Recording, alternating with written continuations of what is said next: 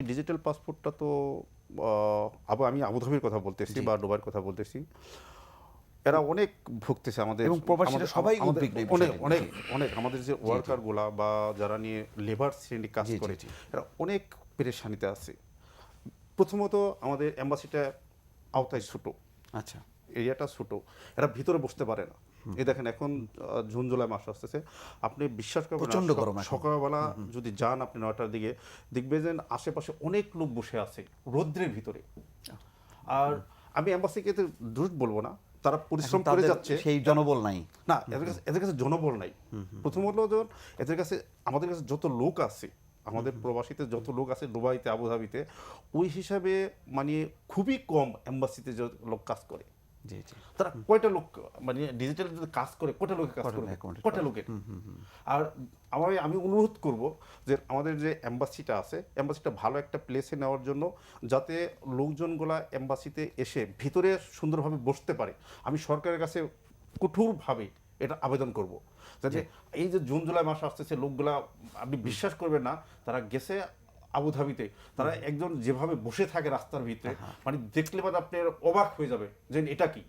ওই দৃশ্যগুলো যদি আমি দেখাতে পারতাম আপনাকে, তাহলে আপনি বুঝতে পারতেন যে কি পরিস্থিতি। না, নিশ্চয়ই আমরা রাস্তা দেখাবো ভবিষ্যতে। জি। গাছের সেবায় যা বসে রয়েছে, মানে এখানে যে ভিক্ষুক যেভাবে মানে একটা ভিক্ষা চাইছে, তার যে দুরবস্থা, সেরকমই একটা পরিস্থিতি। ওইভাবে আমার প্রবাসী লোকগুলা কষ্ট করে। মনসুর ভাই, এই বিষয়টাই একটু এমআরপি ব্যাপারে এটা তো মানে যত সময় কাছে আসছে তত বেশি এটা খুব উদ্বেগ বার্নিং বাড়ছে। ইস্যু। এটা গত সপ্তাহে আমাদের কনসার্ন জেনারেল মহোদয় আমাদেরকে ডাকছিলেন যে যেহেতু এটার ডেডলাইন নভেম্বরের মধ্যে MRP is a mandatory requirement for the international journey.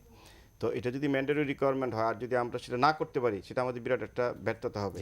কারণ এই জন্য হবে, যখন আমি ভিসা রিনিউলের জন্য যাব কিংবা অন্য প্রসেসে যাব, তখন হয়তো আমার ভিসা রিনিউ না হতে পারে। এই জন্য আমি আজকে এই অনুষ্ঠানের মাধ্যমে, বাংলা ভিশনের এই প্রবাসীমুখী অনুষ্ঠানের মাধ্যমে সকল প্রবাসী ভাইদের আহ্বান জানাবো, আপনারা যে যেখানে আছেন অনতিবিলম্বে সংশ্লিষ্ট কনসুলেট অথবা এই যে আইরিশ কোম্পানি, যে যেখানে পারেন যোগাযোগ করে আপনারা অন্তত এমআরপিটা নভেম্বরের মধ্যে করা নেবেন। না নিলে পরবর্তী পর্যায়ে আপনাকে এত সাফার করতে হবে, it will be highly cost for you, আপনার ডিপোর্টেশন পর্যন্ত হইতে পারে। এই জন্য আপনাদের যে যেখানে আছেন আমাদের উদাত্ত আহ্বান থাকবে, এবং কর্তৃপক্ষকে আমরা বলবো আপনারা প্রচার করেন বিভিন্ন মিডিয়ার মাধ্যমে, যাতে এমআরপিটা করে নেওয়া। এমআরপিটা কেন আমি একটু শুধু বলতে চাই, ইন 1 সেকেন্ড। এমআরপিটা এটা একটা ইন্টারন্যাশনাল রিকোয়ারমেন্ট। যখন একটা প্যাসেঞ্জার জার্নি করে, তখন এপিআই বলতে একটা কথা আছে, অ্যাডভান্স প্যাসেঞ্জার ইনফরমেশন। সেটা এমআরপি যে ডিজিটাল পাসপোর্টের মাধ্যমেই শুধু পাওয়া যায়। সেটা কোনো প্যাসেঞ্জার যদি ব্ল্যাক লিস্টে থাকে, তার যদি কোনো সমস্যা থাকে, ইট will B response in a minute, in a second. So এই জন্য এটা আন্তর্জাতিক গ্লোবাল রিকোয়ারমেন্ট, সেটা নট অনলি আমাদের একটা দুইটা দেশের। এই জন্য আমরা সবাইকে উদাত্ত আহ্বান জানাবো, আপনারা যে যেখানে আছেন আপনারা আপনাদের এমআরপির কাজটা দ্রুত সম্ভব শেষ করে নেবেন। সেটা আজকে অনুষ্ঠানের পক্ষ থেকে, এবং আপনাকে ধন্যবাদ এই কথা উত্থাপন করার জন্য। আচ্ছা, একটু একজন দর্শক আছেন, কুয়েত থেকে একজন দর্শক আছেন। জি, দর্শক আপনি শুনতে পাচ্ছেন নিশ্চয়ই, আপনার নামটা বলুন এবং কি বলতে চাচ্ছেন আপনি। বাসুদেব বলছি কুয়েত থেকে। জি, জি, যে আমাদের বাংলাদেশের বিষয়টা অনেকদিন থেকে বন্ধ, জি, জি। কিন্তু সরকার এই কোনো পদক্ষেপ নিচ্ছে না। সব দেশের ভিসা খোলা আছে, কিছু কিছু ভিসা শুনতেছি নাকি আপনার গার্ডেনের ভিসা ওয়াজ নাবানা দিয়ে নিয়ে আসছে, কিন্তু বাংলাদেশের ভিসা অনেকদিন থেকে বন্ধ। সরকার এই ব্যাপারে কোনো পদক্ষেপ নিচ্ছে কিনা? আচ্ছা, জি, ধন্যবাদ। সরকার তো আমরা যতটুকু জানি তারা চেষ্টা চালাচ্ছেন, কোনো কোনো ক্ষেত্রে সফল হচ্ছেন, কোনো কোনো ক্ষেত্রে এখনও সফল হতে পারেননি, তবে চেষ্টা চালিয়ে যাচ্ছেন, এটাই আমাদের কাছে তথ্য আছে। যে পারে যে বিষয়টি নিয়ে আমরা এমআরপি পাসপোর্ট, ডিজিটাল পাসপোর্ট, কাতারও একই পরিস্থিতি। আচ্ছা, কাতারও সাধারণ লোক যারা আছে, আমিও বাংলা ভিশনের মাধ্যমে সবাইকে বলবো, এই টাইমের মধ্যে সবাই যেন এটা করে নেয়। দেশে যারা সফর আসতেছেন তারাও যেন করে নেন, এবং কাতারে যারা আছেন তারাও করে নেন। আর কাতারে আমাদের যে অ্যাম্বাসেডার আছে বা কর্মকর্তা যারা আছে, তারাও যেন আমাদেরকে সহযোগিতা করে, আমাদের লোকদেরকে সহযোগিতা করে। হ্যাঁ, ওখানেও ভোগান্তি আছে, ওখানেও কাতারেও ভোগান্তি আছে, অনেক ভোগান্তি আছে। হ্যাঁ, একটা পাসপোর্ট পাইতে 2-2.5 মাস 3 মাস সময় লেগে যায়। হ্যাঁ, 2-3 বার যেতে হয়, তো 2-3 বার যেতে যদি হয় একটা লেবারের, হ্যাঁ, তার অনেক কষ্ট। অর্থাৎ যে চিত্র আপনি কাতারের কথা বলছেন, একই চিত্র আমরা জেদ্দা, একই চিত্র হচ্ছে আপনার আবুধাবিতে।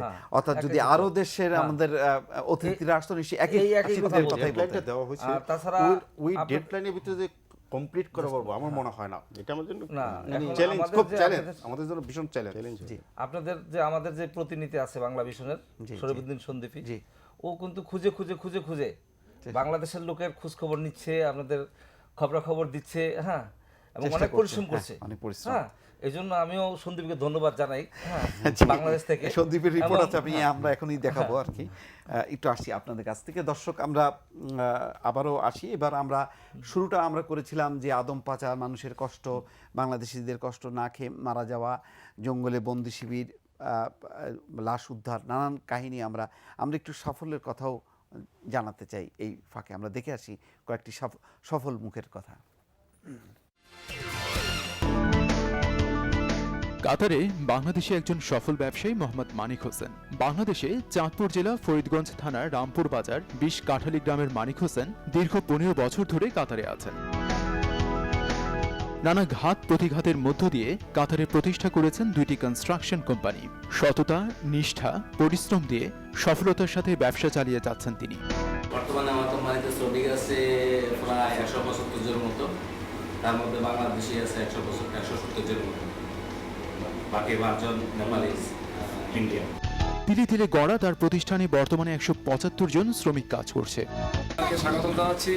ওনার মতো উদ্যোক্তা প্রবাসী জীবনে আরও দরকার আছে। আমি প্রায় 2 বছর যাবত এই কোম্পানিতে অ্যাকাউন্টিং হিসাবে কর্মরত আছি এবং আমি দেখতেছি যে ওনার সততা, নিষ্ঠা, সৎ ব্যবহার এবং অত্যধিক পরিশ্রমের কারণে আজকের প্রতিষ্ঠান এই পর্যন্ত আসতে হবে। তাদের সাথে পরিশ্রম করতে হবে, তারপরে মনে করেন মা বাবার দোয়া আছে আমার সাথে। ইনশাআল্লাহ আমিও ওনার সাথে এখন পার্টনারে একটু জড়িত হয়েছি সেলুন এবং অন্যান্য বিজনেসের সাথে আশা করছি তোমার সাথে একটু সামনে আগায় যাওয়ার জন্য। সম্প্রতি তার প্রতিষ্ঠান আল ওয়াথাব ট্রেডিং অ্যান্ড কন্ট্রাক্টিং এর 3টি শাখার উদ্বোধন হয়েছে। এতে প্রধান অতিথি ছিলেন বাংলাদেশ প্রেস ক্লাব কাতারের সভাপতি, বাংলাভিশন প্রতিনিধি শরীফুদ্দিন সন্দীপী, কোম্পানির ম্যানেজার মোহাম্মদ জসিম, এনকাউন্টার মোহাম্মদ জাফর, মোহাম্মদ কালাম, আব্দুল রাজ্জাক, মোহাম্মদ মাহবুব খোকন ইসলাম সহ অন্যরা এই সময় উপস্থিত ছিলেন। কাতারে এই প্রথমবারের মতো বাংলাদেশি মালিকানার প্রতিষ্ঠান আল ওয়াথাব ট্রেডিং এন্ড কন্ট্রাক্টিং এর 3টি শাখা একই সাথে উদ্বোধন হয়েছে।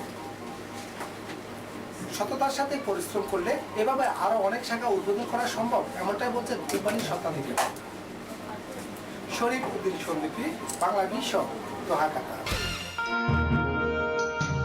দক্ষিণ আফ্রিকায় ব্যবসা বাণিজ্যে বাংলাদেশিরা শক্ত অবস্থানে রয়েছে, তেমনি একজন ব্যবসায়ী আলী আকবর 2002 সালে বড় ভাই লোকমানের সহযোগিতায় দক্ষিণ আফ্রিকায় পাড়ি জমান ভোলার চর ফ্যাশনের ছেলে আলী আকবর। যা কিছু করি সব দেশের জন্যই করি।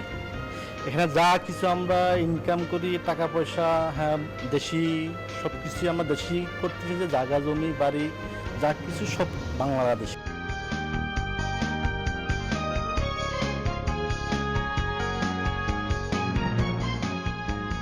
আমি আমার 2 ভাই আলী আকবর, মনির এবং এক মামাতো ভাই বিপ্লব আছে নিয়ে আসছি। আলহামদুলিল্লাহ তাদেরকে নিয়ে এসে আমরা আমার অন্তত একাত্ম জীবনটাই আমার কি দূর হয়েছে এবং আমার দাদু ভালো আছে। কেপটাউনে কাপড়, প্রসাধনী ও গ্রোসারি ব্যবসা ছাড়াও তার রয়েছে বেশ কয়েকটি ব্যবসা। 6 ভাই 1 বোনের মধ্যে ছোট ভাই মনির সহ 3 ভাই দক্ষিণ আফ্রিকাতে সফলতার সাথে ব্যবসায় নিয়োজিত। আলী আকবর ব্যবসার পাশাপাশি রাজনীতি ও নানা সামাজিক কর্মকাণ্ডে জড়িত আছেন। সাংগঠনিকভাবে তিনি কেপটাউন আওয়ামী লীগের যুগ্ম সাধারণ সম্পাদক। তবে দল মত নির্বিশেষে তিনি সবার কাছে অত্যন্ত জনপ্রিয়। তার কাছ থেকে প্রবাসী বাংলাদেশিরা নানা রকম সহযোগিতা পেয়ে থাকেন। তার ভবিষ্যৎ লক্ষ্য দেশে ফিরে মানুষের সেবা করা। বিভিন্ন ধরনের ব্যবসা বাণিজ্য করতেছে, সবাই ভালো করতেছে, অনেক টাকা বৈধভাবে ইনকাম করে তারা দেশে পাঠাচ্ছে, দেশের পরিবার উপকৃত হচ্ছে। অনেকেই বিজনেস ইনভেস্ট করার জন্য বাংলাদেশের প্রতি তাদের চিন্তা চেতনাও রয়েছে। তবে এখানে ছোটোখাটো কিছু সমস্যা হয়ে থাকে। আমি মনে করি এটি যদি বাংলাদেশ সরকারের পক্ষ থেকে এই দেশের সরকারকে কূটনৈতিকভাবে আলোচনা চালায় তাহলে কিছুটা আমরা উপকৃত হব। কেপটাউন থেকে আরিফুর রহমান, বাংলা ভিশন, দক্ষিণ আফ্রিকা। প্রবাসে সফল বাংলাদেশিদের একজন ঢাকার নুরুল ইসলাম দীর্ঘ 25 বছর ধরে আছেন সংযুক্ত আরব আমিরাতের রাজধানী আবুধাবিতে। জীবিকার তাগিদে একজন সাধারণ কর্মজীবী হিসেবে কাজ শুরু করেন তিনি। আমি কাজ করতাম ওয়ার্কারে, কিন্তু আমার ভিতরে সবসময় একটা যে অনুভব ছিল যে এটা দিয়ে আমার লাইফ আগে বাড়তে পারে না। আমার লাইফ বাড়াতে হলে আমার কিছু করতে হলে আমার পরিশ্রম করতে, আমি যথেষ্ট পরিশ্রম করছি, আমার পরিশ্রমের মধ্যে কোনো রাত দিন ছিল না। 2 বছরের মাথায় প্রতিষ্ঠা করেন নিজের প্রতিষ্ঠান। মাত্র 6 জন শ্রমিক নিয়ে তাদের সাথে কাঁধে কাঁধ মিলিয়ে এগিয়ে নেন প্রতিষ্ঠানকে। 1500 দিরহামের নিচে যদি কোনো লোক এখানে এসব দেশে কাজ করে বেতন পায়, তাহলে তার ভাগ্যের কোনো পরিবর্তন হবে না। সামান্যতম করে সে কামাই করবে, খাবে, এগুলো দিন চলে যাবে, বাট তার যে গ্রোথটা হবে না। যে ওনার যে টিমের সদস্যরা, ওনার প্রতি ভক্তি শ্রদ্ধা এবং ওনার টিমের সাফল্য এবং আজকের এই সবার যে অনুভূতি আসলে অতুলনীয়। দীর্ঘদিন থেকে ওনার সাথে ব্যবসায়িকভাবে যোগসূত্র রয়েছে, ওনার সাথে কাজকর্ম করতেছে, ওনার ব্যবসায়িক লেনদেন ভালো। শ্রমিক, টেকনিশিয়ান, প্রকৌশলী সহ সহস্রাধিক বাংলাদেশি এবং বিভিন্ন দেশের কর্মচারী তার প্রতিষ্ঠানে কর্মরত রয়েছেন।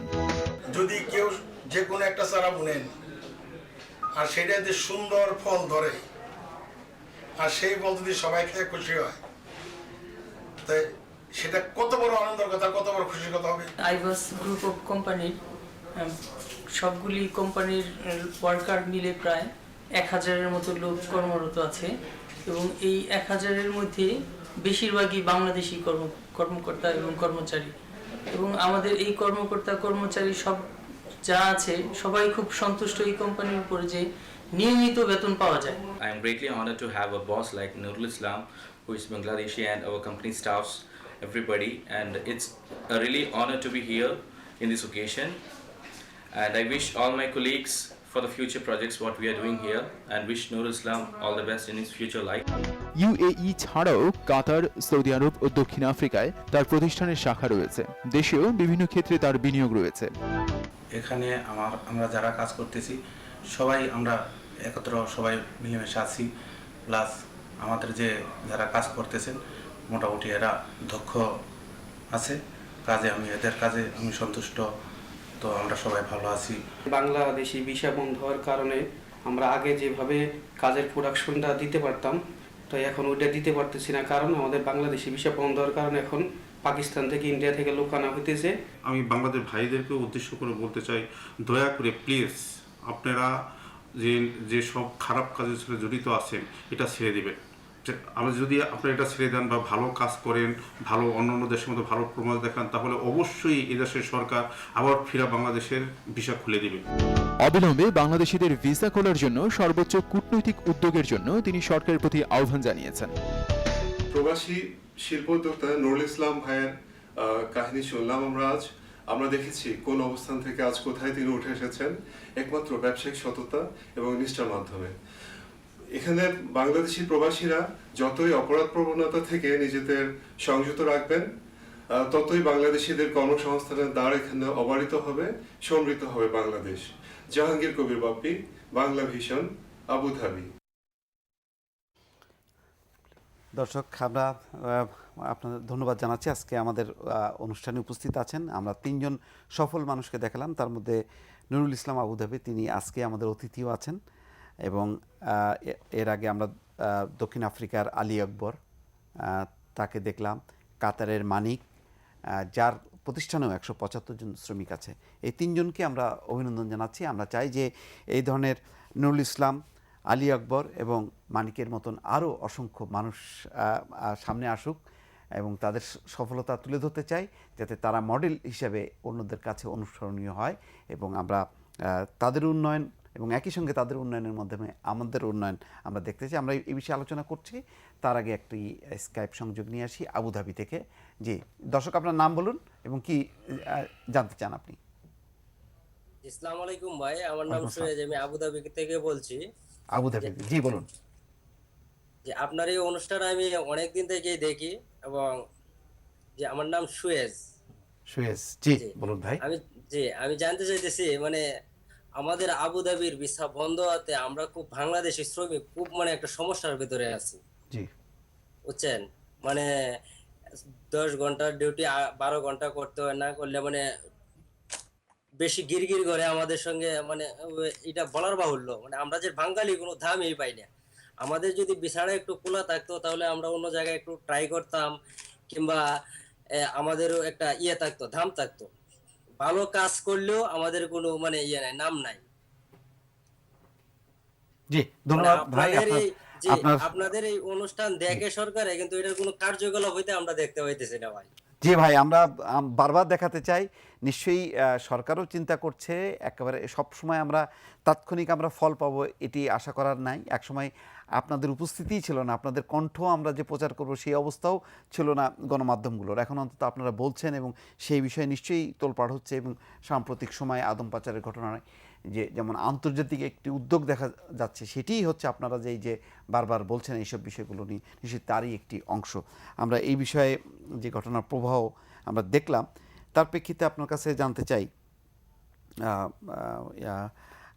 বারেক ভাই, যে আমাদের যে এই যে সাফল্যের ধারাবাহিকতা, আমাদের তো ব্যর্থতা আছে কিন্তু আমাদের তো সাফল্যও কম নেই। এই যে আমরা যে মানুষগুলোকে দেখালাম সেই মানুষগুলোকে আমরা কেন সংগঠিত করছি না? সরকার কি আসলে এই সফল মানুষগুলোকে দেখছে, তাদের সঙ্গে কি ইন্টারাকশন আছে কিনা আপনি কি মনে আসলে করেন? সরকার দেখছে কিনা সেটা আমি পুরোপুরি বলতে পারবো না, সরকারের দেখা উচিত বলে আমি মনে করি। আচ্ছা, আমরা যারা প্রবাসী আছি, 1 যুগ 2 যুগ 3 যুগ, মানে আপনাদের প্রত্যাশা কি? আপনারাও তো আমার প্রত্যাশা এটাই, সফল ব্যবসায়ী, সরকার আমাদেরকে হেল্প করবে, আমরা এই দেশেও ইনভেস্ট করব, মেল ইন্ডাস্ট্রিজ করব, যদি আমাদেরকে সহযোগিতা করে সরকার, জি সেই ধরনের নিরাপত্তা সরকারকে দিতে হবে। আর আপনার তরফ অর্থাৎ বাংলা মিশনের তরফ থেকে মাধ্যমে আমি বাংলাদেশের সবাইকে জানাতে চাই যে আপনারা কোনো প্রতারণায় পড়ে ফাঁদে পা দিয়ে বিদেশে পাড়ি জমাবেন না। প্রথমে আপনার কাগজপত্র ঠিক আছে কিনা যাচাই বাছাই করে তারপর আপনারা বিদেশে পাড়ি জমাবেন। জি, সেটি আমাদের প্রত্যাশা। আমরা যে বিষয়টাই থাকছি যে আপনি সৌদি আরবে নিশ্চয়ই এবং আপনার চাকরি এয়ারলাইন্সের সূত্রে নিশ্চয়ই জানেন যে প্রচুর সফল বাংলাদেশি আছে। এই বাংলাদেশিগুলোকে সংগঠিত করে কিভাবে আমাদের বাংলাদেশের উন্নয়নের কাজে লাগানো যায়, আপনার যদি ধন্যবাদ। আসলে মুস্তাফা ভাই, আসলে আমাদের তো অনেকটা হাঁটি হাঁটি পা করে কিন্তু অনেক দীর্ঘ পথে আমরা চলে আসছি। আমাদের যে এখন বিদেশের যে প্রবাসী যে জীবনটা 20 বছর আগের যে ইমেজ এখন অনেক নিশ্চয়ই পরিবর্তন আমাদের হয়েছে। ধরেন আমরা ওই 30-40 ইয়ার্সের একটা চলে আসছে আমাদের। এর মধ্যে আমাদের যারা ব্যবসায়ী ছোট ছোট যেমন জিরো থেকে শুরু করে তারা এখন অনেক বড় মাপের ব্যবসায়ী, প্রতিষ্ঠানে যারা চাকরি করে তারা অনেক উপরে চলে আসছে। এখন আর আমরা বাঙালির আল্লাহর রহমতে ওই মিসকিন নাই আর কি। আমরা আন্তর্জাতিক বিশ্বে একটা সুন্দর পজিশনে আছি এবং ব্যবসার যে এখন আমাদের এমন ব্যবসায়ীরা আছে তারা যদি এই দেশের সুযোগ পায় এবং যদি পরিবেশ পরিস্থিতি এবং তাদেরকে আমরা আকৃষ্ট করতে পারি, ইনভেস্ট করার প্রচুর লোক আছে। আর আরেকটা কথা মনে রাখা উচিত, it's a very important point, ওই বিদেশে যারাই ব্যবসায়ী করে তারা কিন্তু এসে পুঁজি নেওয়া যায় নাই। তারা হ্যান্ড টু মাউথ একটা ভিসা নিয়ে চলে গেছে, হয়তো লেবারের কাজ করতো কিংবা সাধারণ একটা কাজ করতো। ইন কোর্স অফ টাইম তারা তাদের মেধা এবং পরিশ্রম দ্বারা, যেমন ভাই বললেন, তারা তাদের মানে এত প্রচন্ড পরিশ্রম করে তারা এই দেশেই প্রতিষ্ঠান সৃষ্টি করছে, পুঁজি সৃষ্টি করছে, শ্রম সৃষ্টি করছে এবং একটা বাজারও সৃষ্টি করছে।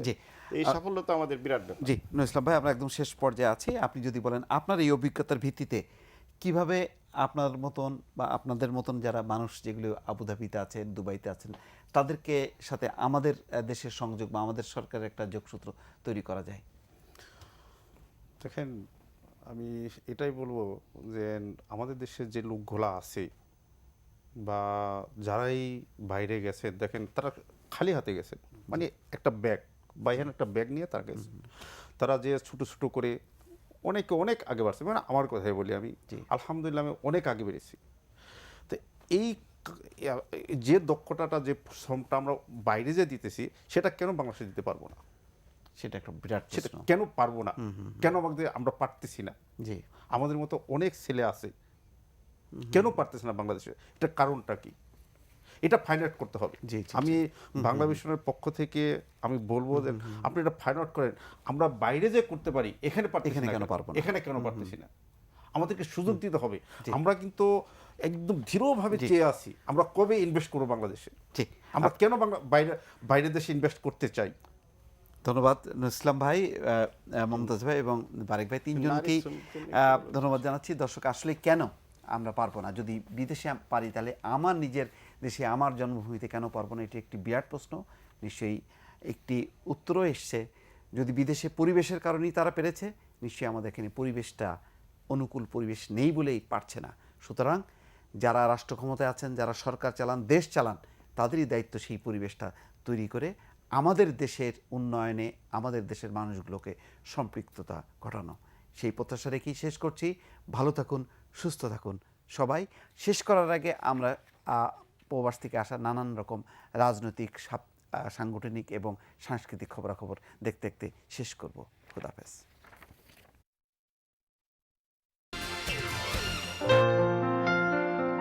দাম্মামে প্রবাসী বাংলাদেশিদের সাথে এক মতবিনিময় করেছেন সৌদি আরবে নিযুক্ত বাংলাদেশের রাষ্ট্রদূত গোলাম মশিউর রহমান। স্থানীয় একটি হোটেলে আবুল কাশেম বাবুলের উদ্যোগে এতে সভাপতিত্ব করেন রিয়াদে বাংলাদেশ দূতাবাসের কনসুলার মোহাম্মদ আইয়ুব। বিশেষ অতিথি ছিলেন লেবার কনসাল মোহাম্মদ সারওয়ার হোসেন, প্রবাসী ব্যবসায়ী শফিউল বাশার মুকুল পাটোয়ারি, আইয়ুব আলী খান, মোজাম্মেল হক, এম এ কাশেম খান, মুক্তিযোদ্ধা মোহাম্মদ হারুন, কামাল হোসেন, জহির খন্দকার সহ অন্যান্যরা। এ সময় বাংলাদেশের সুনাম বৃদ্ধিতে রাষ্ট্রদূতের সহযোগিতা চান প্রবাসীরা। প্রধান অতিথিও প্রবাসীদের সব রকম সহযোগিতার আশ্বাস দেন।